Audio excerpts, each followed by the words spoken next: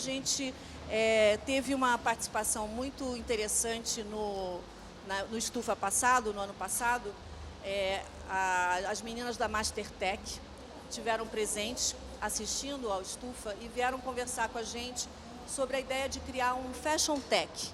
A ideia é trazer mais mulheres para que elas possam entrar nesse mundo da tecnologia, entrar no mundo da prototipação desse futuro, que pode estar nas nossas mãos. Quer dizer, a gente não precisa achar que esse é um terreno que não nos pertence. Muito pelo contrário. A gente precisa entender e desmistificar também, da mesma forma que a gente está desmistificando outros assuntos, desmistificar essa questão de quem está por trás da programação e do coding que a gente fala tanto e que às vezes a gente fica meio apavorado. Ah, mas eu vou mexer com matemática, algoritmo, equações, não sei, isso não é para mim. E acho que elas fazem um trabalho muito legal, que é, primeiro, trabalhar na base de meninas que estão começando, meninas adolescentes, trazer essas meninas para essa área e mostrar que, na verdade, não é bem assim. Que elas fazem isso de um modo muito divertido, de um modo... para mim, me chamou muito a atenção, porque eu normalmente acho que também não é para mim, mas me chamou a atenção e eu logo em seguida falei, eu quero... Que nem a cabra, né? Eu sou meio sugestiva sempre. Que nem a cabra, eu quero fazer também os cursos da Mastertech e da Fashion Tech, porque eu acho que a gente tem que entender melhor esses assuntos. Então, eu queria chamar para a mesa de Prototipando o Futuro a Camila Schutt, da Mastertech. Você quer chamar suas convidadas ou eu chamo?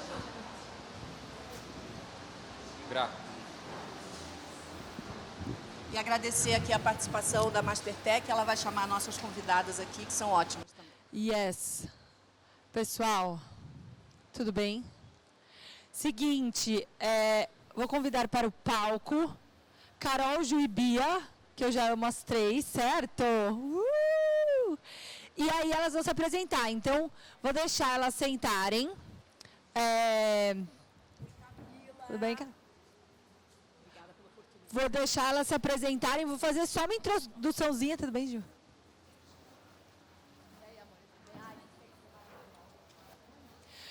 Já vou deixar elas se apresentarem, repararam que temos um painel aqui de mulheres, certo? 3 mulheres maravilhosas. E queria contextualizar um pouco o que a gente quer dizer com Fashion Tech, beleza? Vou passar, Aninha. Rapidinho.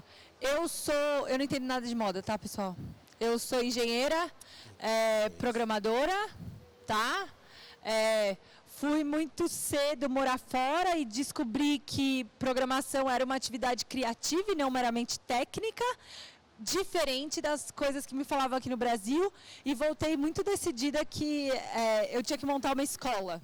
E o Mastertech é essa escola que nasceu do devaneio de uma jovem de 20 e poucos anos, irritada, que era a única menina da turma, que programação era sempre visto como algo meramente técnico. E aí, no meio do caminho, muita coisa aconteceu. Nos últimos 4 anos, a gente nasce como uma escola de programação e hoje a gente faz desde impacto social, a gente trabalha com governo, a gente trabalha com articulação público-privada, a gente trabalha ainda com grandes empresas e grandes shifts de workforce, então a gente vem inventando moda. Tá? Estou cheia dos trocadilhos hoje, pessoal, vocês me perdoem, tá? Desculpa. E um dos projetos que a gente mais tem orgulho chama Crossover. Muita gente, assim como a Graça falou, olha para mim e fala assim, eu sou de humanas, não vai dar. Assim, a gente não pode ser amiga, a gente não pode ser amigo, porque eu sou muito de humanas. Não tem nada a ver comigo, eu vou embora. E a gente foi tentando entender como é que a gente ia trazer essas pessoas para esse lado. E aí nasce o Crossover, que é uma tentativa de cruzar com outras indústrias, com outros mercados, se apropriar da linguagem dessas indústrias para converter pessoas, certo? Assim, simples assim. E aí moda foi uma das primeiras, porque se a gente fala de prototipação, de teste de usuário, a gente já está falando de passarela, de validar em tempo real o que já está acontecendo. Então, de alguma maneira, todas essas palavras que a gente reinventou na tecnologia, na inovação, vocês já usavam há muito tempo. Assim como a gente entende que a gente, enquanto tecnologia, podia ajudar a moda, tentando colocar mais tecnologia em todas as etapas da cadeia produtiva. Como é que eu posso usar blockchain para acabar com a escravidão na indústria da moda? eu queria contar um pouquinho de onde eu venho. Assim como a Camila não é da moda, eu não sou da tecnologia. Eu nasci no meio da moda, eu fui jornalista de moda há muitos anos, vi o São Paulo Fashion Week nascer, tive a alegria de dar um abraço na Graça, com quem eu trabalho há muitos anos, e de repente, dentro do universo do jornalismo, fui me encaminhando para a moda e me interessando pelo que a moda apresentava de diferente, de pouco usual, e como isso podia ser acessível a um grupo maior de pessoas. A moda sofre dos ataques constantes de ser direcionada apenas por uma camada da população, o que não é verdade. Que a moda é um modo de ver o mundo, que está no carro, está na escova de dentes. Então ele pertence a mim e a todos vocês que estão aqui nessa sala e a quem está do outro lado do vidro. E se existem novos caminhos para construir isso, graças a Deus os meus alunos podem utilizá-los e trilhá-los. Eu tenho aqui vários designers egressos da Belas Artes na plateia e me deixa super feliz saber que cada um está construindo a sua jornada usando essas ferramentas. Então, considerando esse início, eu queria contar para vocês algo que a Camila mencionou. Ela falou, poxa, a gente acha que a tecnologia deve chegar em todas as pessoas. Nós também. Tanto que eu escolhi para começar a conversar com vocês um evento que nós fizemos em meados desse ano, no início de agosto, junto com a MAD, com o Mercado de Arte e Design, aqui no pavilhão da Bienal. Mas não só com a MAD, com a Nação Indígena Guarani. Justamente naquele momento, a Amazônia estava sofrendo queimadas, nós estávamos vendo uma situação muito particular atingindo os povos ancestrais e a população da Nação Guarani nos procurou, da nação brasileira, para que a gente fizesse um processo de inclusão deles em alguns setores que eles estavam se sentindo, de certa maneira, desprestigiados. E dentro dessa ideia, nós construímos uma campanha de valorização do idioma guarani, junto com os nossos vizinhos do Paraguai, onde o guarani é o idioma oficial da nação, também da Argentina, do Uruguai, da Bolívia e de outros países onde essa nação indígena vive. Bom, a partir dessa iniciativa, nós fizemos um acordo com a University of the Arts London, nós trabalhamos com a Jane Harris no Digital Anthropology Lab, que é exatamente fazer os percursos de antropologia digital, e também dentro da Royal College of Arts com o Burberry Future of Materials Lab. Então nós estamos desenvolvendo pesquisas em materiais, em biomassas que possam ser empregadas para a impressão 3D. Nesse âmbito, nós ganhamos 2 grants esse ano, um junto com o Burberry Material Lab, para desenvolver biomassas para manufatura aditiva, feitas de cana-de-açúcar, que é uma das principais indústrias do estado de São Paulo, e que tem produção de bagaço, enfim, que não tem um destino. Então, dentro do conceito de economia circular, é muito importante dar um destino para esse tipo de material que advém da cadeia alimentícia e também para o desenvolvimento de biomassas de crustáceos.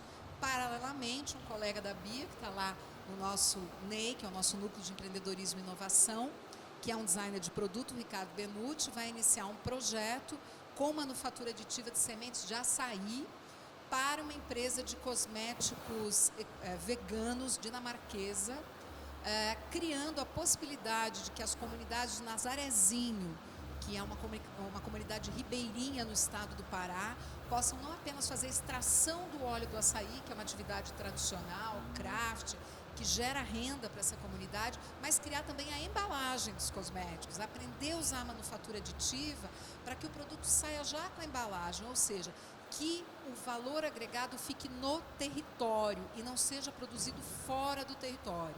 O que a tecnologia nos dá de genial? A possibilidade de agregar valor para a tradição ancestral. Eu coloquei aqui o Instagram do Inhandê, que foi feito aqui pelos nossos alunos durante a produção com a comunidade Guarani, porque a gente precisa estar em todas essas frentes. E educação é isso, é entender que todos vamos na mesma direção por caminhos diferentes e construir essas pontes com auxílio da revolução digital. Essas são algumas das coisas, uns highlights do que a gente tem feito na Belas Artes, mas eu quero convidar para vocês a participar do nosso novo laboratório de inovação social, que deve ser lançado junto com o Fundo Social de São Paulo, até o final desse semestre, para que a gente possa fazer campanhas massivas de design participativo, ou seja, de reconstrução de espaços que estão deteriorados por meio do uso da tecnologia, que consegue trazer esse conhecimento para comunidades ancestrais que talvez não tenham o domínio do idioma formal, mas que tenha inteligência, sabedoria para lidar com esses recursos. A Bia tem feito isso lindamente e ela vai contar para vocês o que ela está inventando no mestrado, com óculos, com acessórios, enfim, com toda a história da UIMI 3D. Obrigada, Carol. Então, primeiramente, boa noite, pessoal. Obrigada, Camila, pelo convite. É um prazer enorme estar aqui. Como a Carol falou, eu vou apresentar um pouquinho do meu trabalho na UIMI 3D.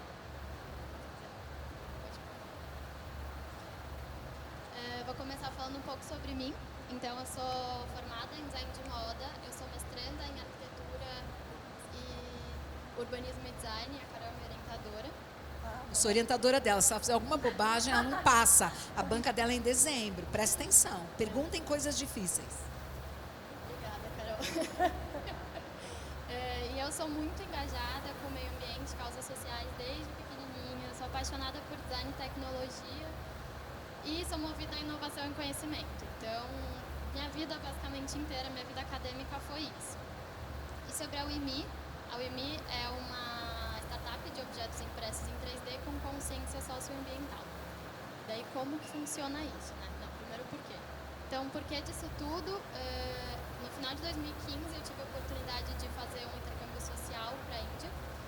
E não tinha a ver com a minha formação, não tinha a ver com design de moda, mas quando eu cheguei lá eu fiquei muito impactada com a maneira que os resíduos eram descartados, dá pra ver um pouquinho nessas fotos, e como ninguém sabe disso. E eu só fiquei sabendo porque eu fui pra lá e vi tudo. E daí quando eu voltei já estava perto do meu TCC, daí eu falei, pô, como é que eu fui pra lá, vi tudo isso e vou continuar produzindo da mesma maneira que todo mundo produz e não sabe de onde vem, né? E daí surgiu a impressão 3D como alternativa para não gerar pouco resíduo, né? A gente quase não gera resíduo na produção, depois eu vou mostrar mais.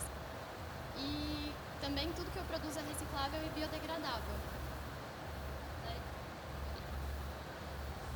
E aí o que fazemos, né? Com tudo isso, toda essa história? A gente faz acessórios, objetos de decoração e projetos personalizados. Como isso? Com manufatura aditiva, que é a impressão 3D. Pode passar o videozinho? Tem um videozinho mostrando como que nasce a peça.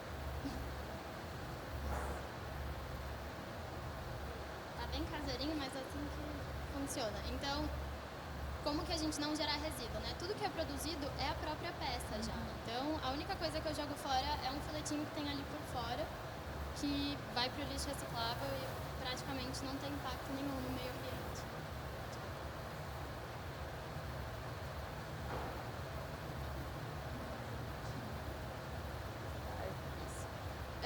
Então, o nosso material é o PLA, ele é um plástico obtido a partir do milho. Então, ele, além de não ser derivado de nenhuma fonte fóssil, né, só de fontes renováveis, ele é biodegradável e reciclável, como eu já falei. Os acessórios são muito leves e muito resistentes, então, tipo, isso é um alívio para quem usa também, para os clientes. Reciclável e biodegradável, produzido com exclusividade sob demanda, então eu só imprimo uma peça quando ela é vendida. Assim eu evito ter queima de estoque, enfim, ter peças que não tem fim, né? não tem nenhum destino. E o suporte a causas sociais. Então eu pensei que além de não impactar negativamente a vida dessas pessoas, eu poderia também ajudá-las. Então todas as minhas coleções elas são inspiradas nas riquezas naturais e culturais do Brasil. E eu dou uma porcentagem do lucro de cada venda para uma ONG que ajuda, enfim, o meio ambiente e a vida das pessoas. Acho que você está Esqueci.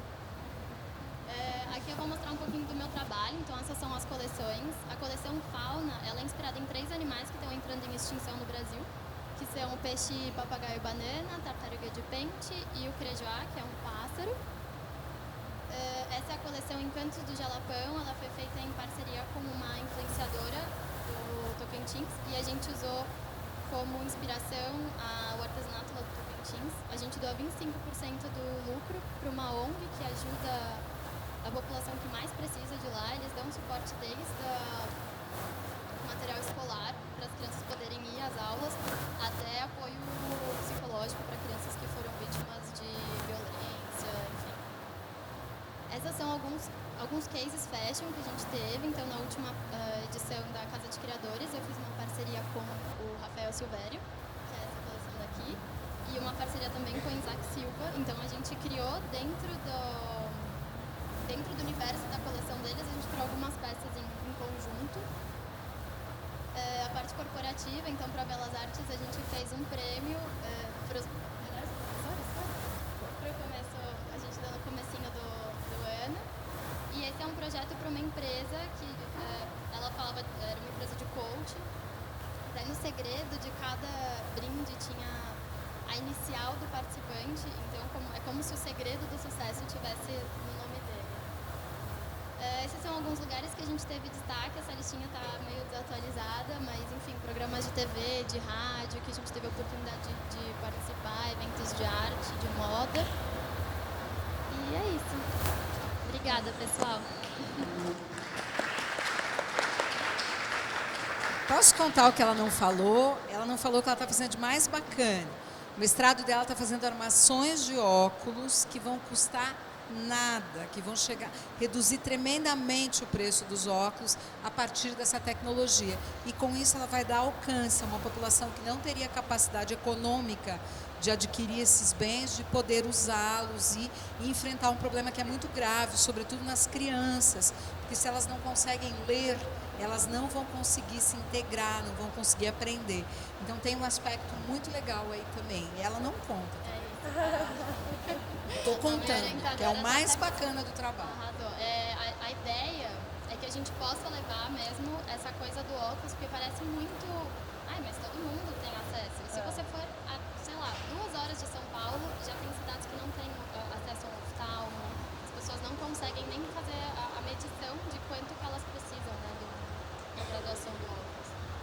Então, por exemplo, você pode comprar só a lateral, se você perder. Isso também é uma alternativa sustentável, né? Quantas vezes a gente quebra só a armação do óculos ou só a charneira e daí fala, pô, perdi o óculos, vou ter que jogar esse fora e comprar outro. Com a impressão 3D a gente não tem esse problema. Yes. Boa tarde, gente.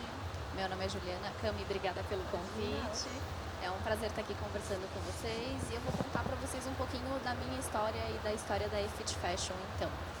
A eFit Fashion, ela surgiu de várias inquietações, mas acho que a principal inquietação e o que mais, uma das coisas que mais tocou a equipe é que a gente não encontra roupa que sirva perfeitamente no mercado. A gente acha muita roupa, a gente tem muita opção por aí, mas a gente sempre tem que ou fazer um ajustezinho, ou a gente não se encaixa, ou o que o mercado está oferecendo não é feito pensado para a gente. E aí, com essa inquietação, com esse afã de tentar descobrir então qual é o problema e como que a gente resolve isso, a gente entendeu que um dos gargalos mais importantes da produção de vestuário é a modelagem. E aí eu reconheço várias carinhas de designers de moda por aqui, mas eu não sei se todo mundo é dessa área. Só para a gente ter uma ideia, a modelagem é o processo que a gente faz primeiro em papel, para depois cortar o tecido e então confeccionar uma peça de roupa. Quando eu estou falando de um mercado padrão, de tamanho PMG 36, 38, 40, 42, a gente tem um molde que corta centenas de milhares de peças que vão para a produção. Quando eu estou falando de roupa sob medida, eu tenho um molde para cada peça de roupa, para cada tamanho de corpo. Isso é um gargalo absurdo quando a gente pensa em produção. Essa inquietação, ela desperta formas que a gente vai acabar procurando resposta em lugares que normalmente talvez a gente não procuraria. E a tecnologia foi uma dessas respostas. Eu sou formada em moda, eu estudei moda durante muito tempo, produção de vestuário e desenvolvimento de produto, e eu tive a sorte de estar num ambiente universitário que promovia a troca, que promovia a integração. E aí, num time, então, de moda e tecnologia, o pessoal do código e o pessoal da moda, a gente conseguiu desenvolver uma solução que desenvolve automaticamente molde sob medida. Então, a ideia é que uma modelista especializada, uma pessoa que já saiba fazer o molde, ela faz esse trabalho e o nosso software, a nossa inteligência é capaz de gerar um molde sob medida para cada pessoa a partir das medidas e das especificações de cada corpo individualmente. Com isso, eu faço com que esse trabalho seja reduzido a segundos, então é só o tempo de processamento do meu sistema, e aí em seguida o processo de produção continua normalmente. E aí quando a Bia falou bastante, a Carol falou bastante, quando a gente fala de soluções disruptivas e de outras questões, a gente acaba olhando muito mais a fundo para o mercado, né? E uma das coisas que foram muito importantes para a gente foi perceber que o mercado é feito de um monte de gente que às vezes a gente não enxerga. É aquele quase distanciamento de que o ovo vem da caixinha e que o leite vem lá do saquinho do supermercado. E roupa é feita por gente. Tem gente costurando, tem gente cortando, tem gente modelando. Não adiantava para a Fit Fashion e para a equipe a gente ter uma solução muito inteligente do ponto de vista tecnológico que não fosse uma solução muito inteligente do ponto de vista social. Então a ideia foi que a partir desse software a gente conseguisse integrar modelistas, costureiras e pessoas que fazem parte da cadeia e que podem não ser tão visíveis de uma forma muito mais participativa. Então a gente tem hoje em dia um aplicativo que a gente consegue conectar as duas pontas, então eu conecto os clientes com costureiras e com modelistas, eu consigo conectar as marcas com essas pessoas que produzem, e aí a gente tem parceiros e outras empresas que apoiam todo esse processo, e eu consigo fazer com que toda a cadeia consiga enxergar a importância de cada uma das pessoas, porque o cliente tem muita importância, da mesma forma que a modelista também é muito importante, da mesma forma que a costureira é muito importante. E aí acho que é legal contar da nossa história, que é uma história longa e cheia de loucuras, cheia de coisas bacanas. Foi que como a gente era uma equipe de moda, a gente tinha ali toda a validação do ponto de vista de processo produtivo, né? A gente entendia que a roupa estava funcionando, que a saia estava dando certo, que estava vestindo bem, que a calça tinha um comprimento certo. Mas a gente decidiu se desafiar e a gente falou, tá, e o resto do mundo? Será que o resto do mundo enxerga isso como sendo uma proposta bacana o suficiente?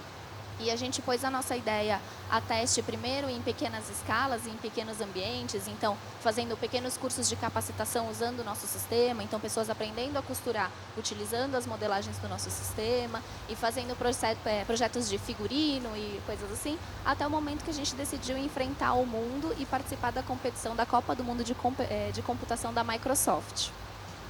A gente teve a sorte e o prazer de ser nomeado campeões nacionais de inovação e fomos escolhidos para representar o Brasil na Copa do Mundo Internacional. Fomos para Seattle, passamos uma semana sofrendo, programando, corrigindo erros no modelo mais insano de tecnologia possível.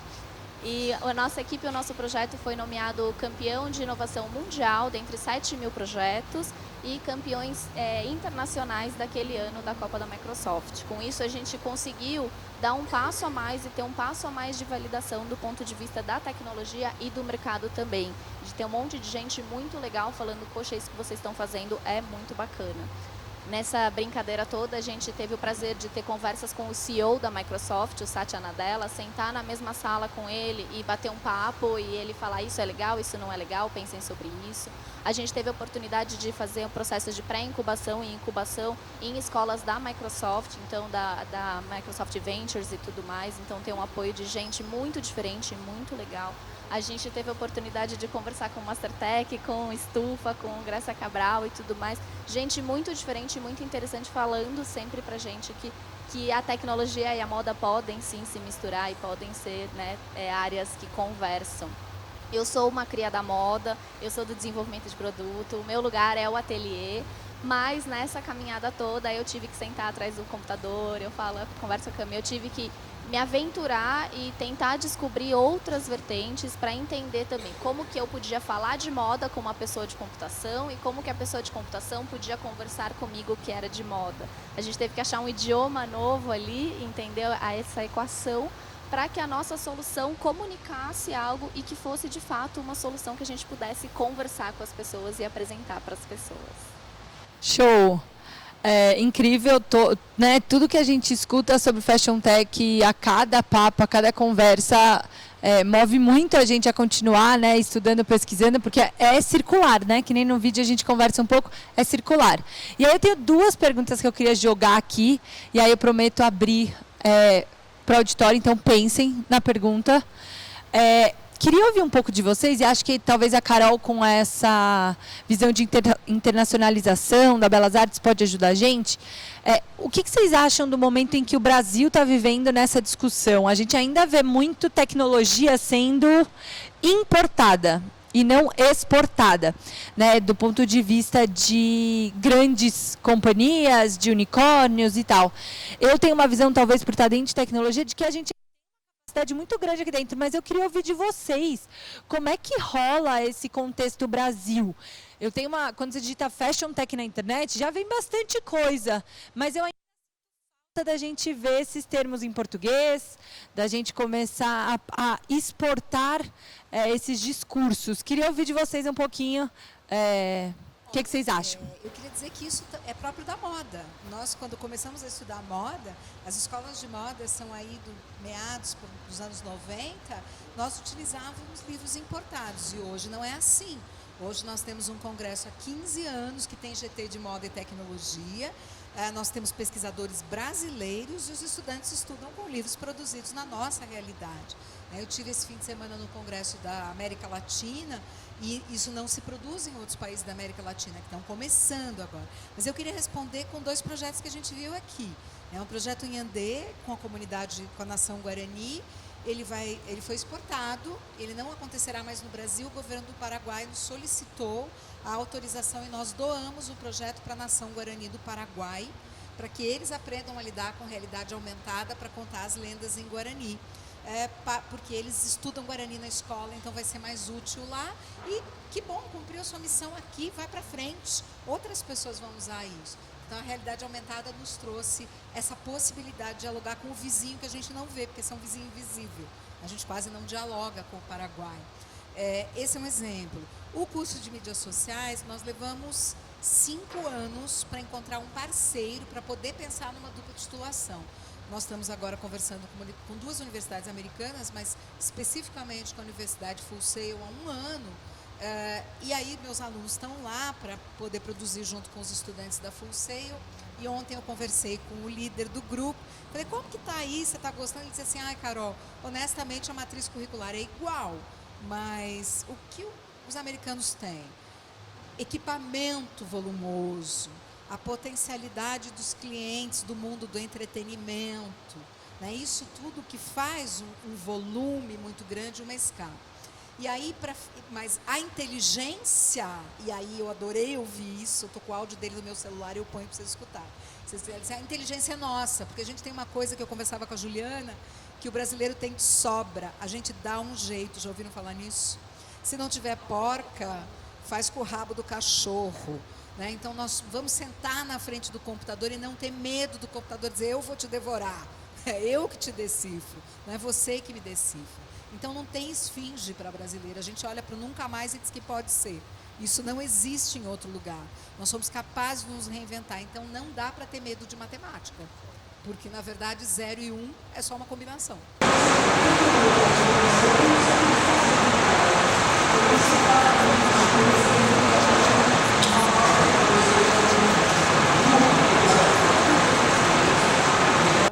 Para que o outro lado também nos enxergue dessa forma. Entendeu? Para que o outro lado fale assim, gente, vamos olhar para o Brasil é um hub de tecnologia importante, olha o que está sendo feito em Minas Gerais, Belo Horizonte, olha o que acontece em São Paulo, entendeu? Então, assim, eu acho que tem um jogo dos 2 lados, da gente bater, ir atrás, abrir as portas, forçar com o nosso jeito, com o que a gente sabe fazer, para que a gente também consiga ter o reconhecimento do outro lado, para que cada vez mais a gente tenha esse papel de exportação e de a gente produzir aqui, do que só de importar, né?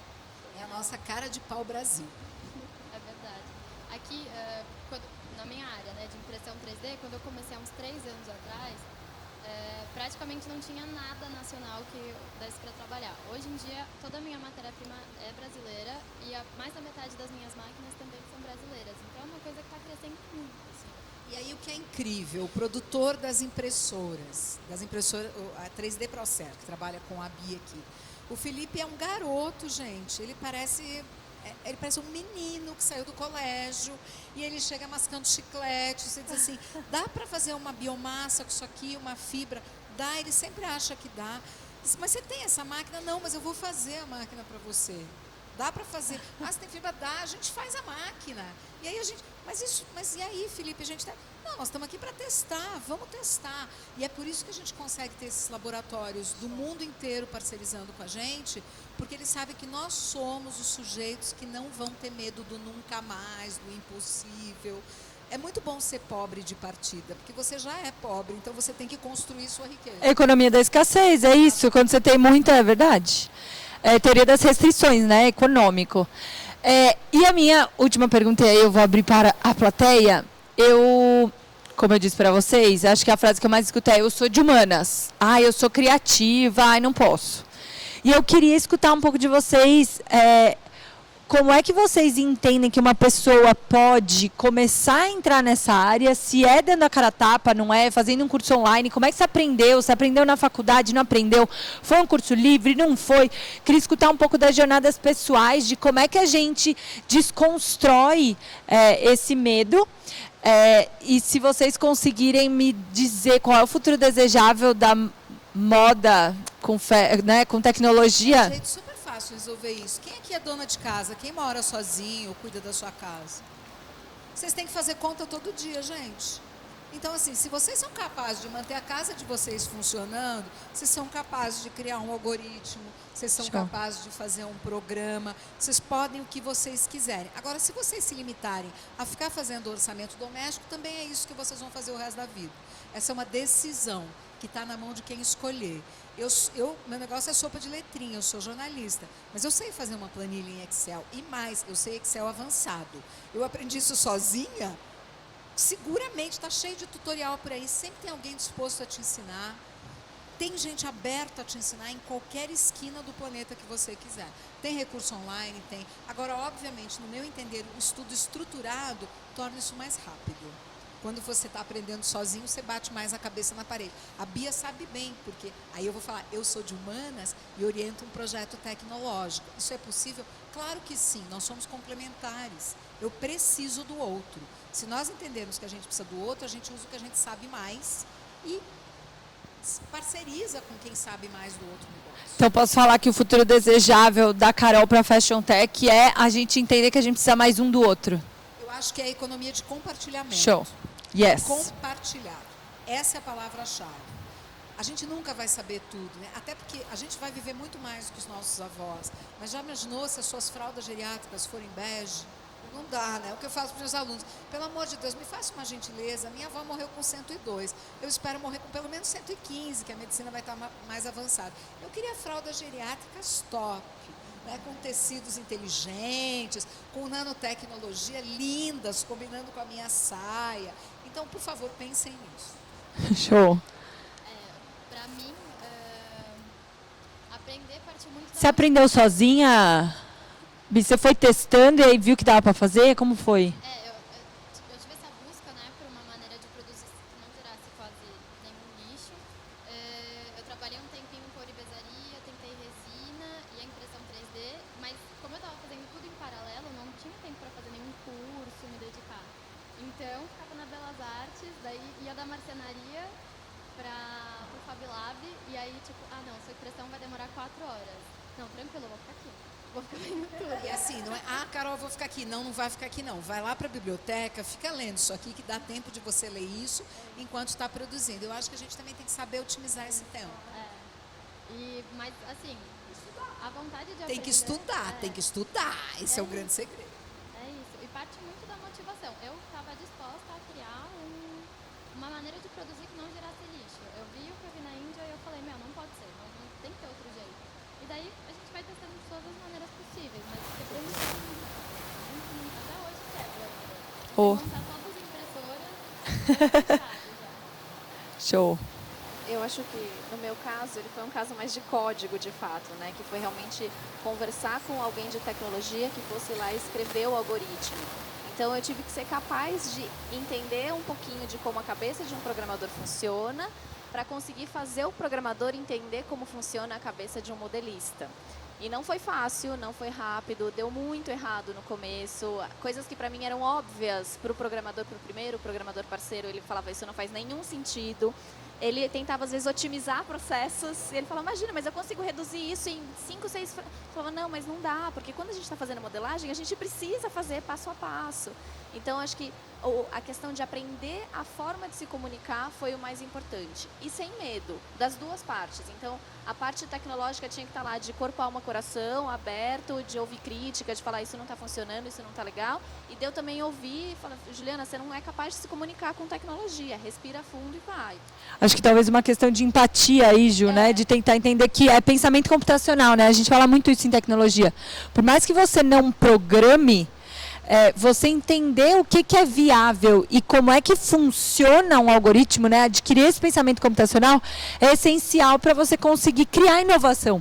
Ainda que não seja você pondo lá a mão. Exatamente.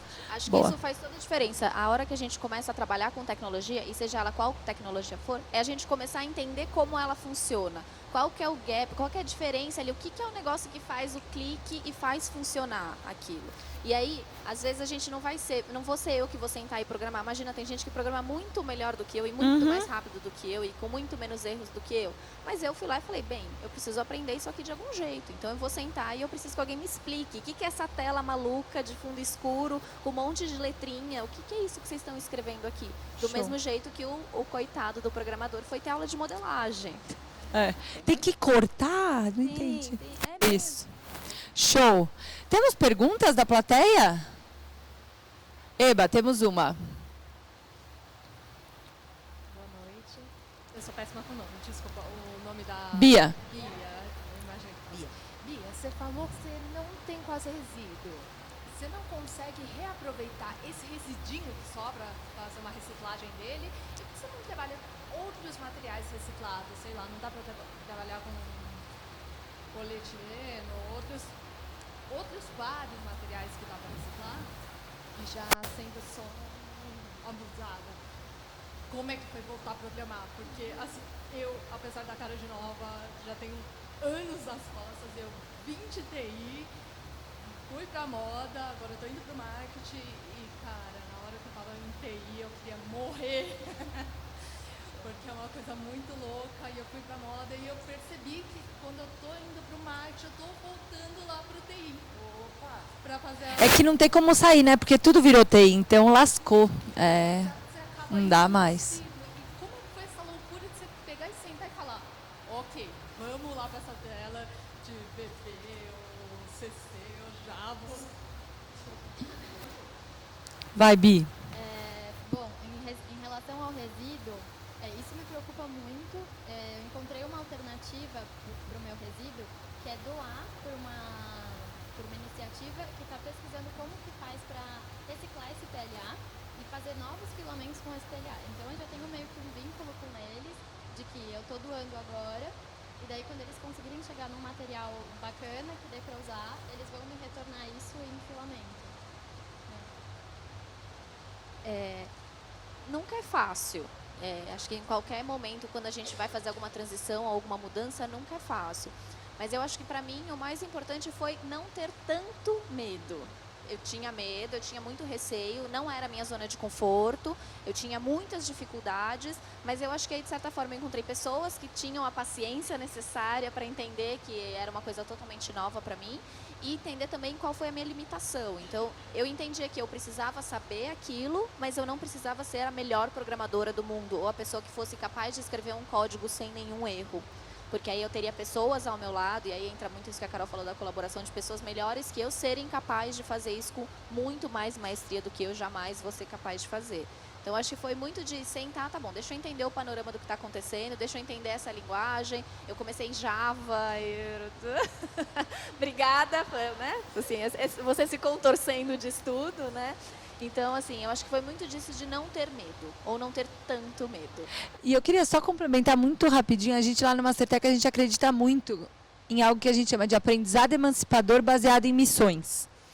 Então, quando a gente coloca uma carga muito forte da gente ter que saber tudo, dá medo. Mas a partir do momento que você se coloca um limiar, que é você se emancipar, que é você se tornar curador, já dá uma calma. Você fala assim, eu não sei tudo, mas eu já sei entender o que tem aqui.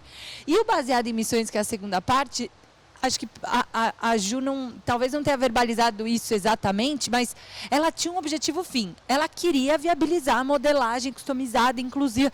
Existia uma missão por trás, então nada ia parar a Ju. Assim como existia uma missão por trás do projeto da Bia. Então, como é que a gente acha essa missão, coloca ela como core e começa a ir criando esse aprendizado incremental em torno dela? Acho que talvez você caçar o que é essa missão, é talvez fazer marketing de moda. Mas é isso. O que eu preciso aprender? Eu preciso aprender isso. Coloca isso, né? A Carol falou desse aprendizado estrutural. Coloca isso num plano e começa a costurar isso. Acho que achar essa missão vai te dar um pouco mais, não de facilidade, porque é difícil mesmo, mas vai te dar um pouco mais de gás, sabe?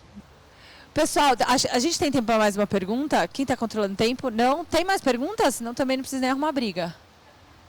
Não? Sim? Dou-lhe uma. Dou-lhe duas.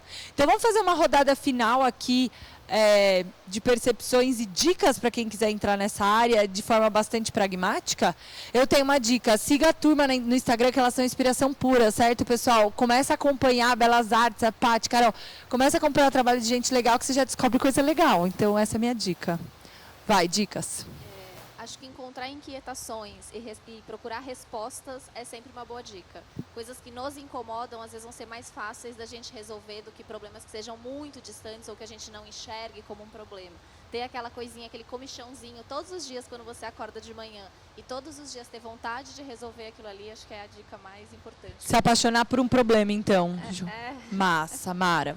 Pesado isso, mas é verdade. Para mim, a dica é não ter medo de aprender e não ter medo de falar, eu não entendi. Me explica isso de novo, porque tá aí a chave, né? E de cara. A minha dica é parecida com a da Bia, porque se você tiver com medo, vai com medo mesmo.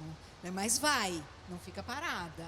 Porque enquanto você acreditar que você está vivo, você pode dizer, a morte se encostar, você diz, leva aquela ali que está desocupada, porque eu tenho que terminar de resolver esse problema. Então, assim, tenha propósito, tenha vontade e sai da cama, minha filha, levanta e vai. Show! Pessoal, queria muito agradecer vocês, dizer que vocês estão convocados para começar a construir o futuro desejável de Fashion Tech. É isso. Formamos uma rede. Oi?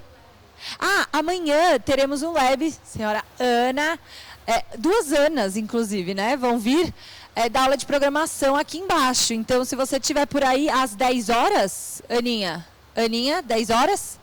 Às 10 e às 14, às 10 e às 14, tem um painelzão lá embaixo, lá na área, na área Maker. Se você tiver curiosidade, a gente promete que vai ser muito legal. Beleza? Obrigada, pessoal. Obrigada, gente. Ótima noite para vocês.